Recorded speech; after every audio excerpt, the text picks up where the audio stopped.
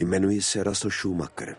Prodával jsem technologie světu, ještě když existovaly technologie a lidé, jimž se prodávali. AXN uvádí. Pořád jsem čekal, až přestane pršet. Až přestane, říkal jsem si, půjdu ven a prozkoumám město.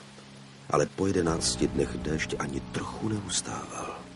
A já si uvědomil, že se nebojím deště, ale myšlenky, že nikoho nenajdu.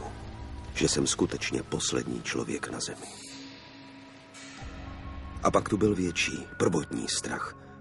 Z hladu a smrti. 14. den jsem úplně vyčerpal zásoby hotelové kuchyně. Hodně jsem se změnil od toho pádu. První ráno jsem zkoušel asi 10krát volat domů, ale mobil nefungoval. Nic nefungovalo. Světla auta, počítače, všechno, co využívá elektřinu, bylo nefunkční a ztratili se i všichni lidé. Nikde nebyly známky katastrofy, dokud jste nespozornili. Uprostřed noci se něco stalo, něco nevysvětlitelného.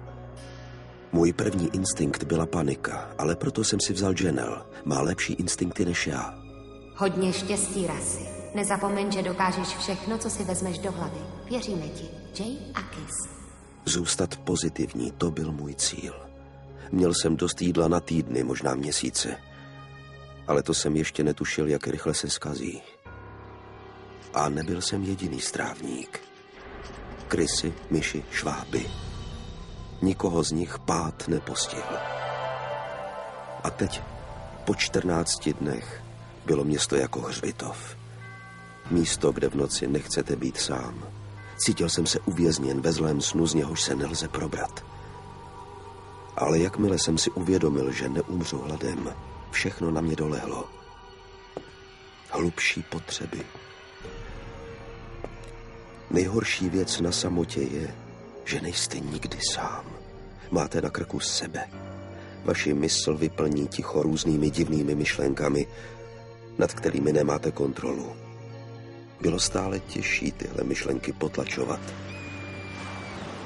Utápěl jsem se v moři pochybností. Ale pak jsem uviděl něco, co mi pomohlo zůstat na hladině. Nebyl jsem sám.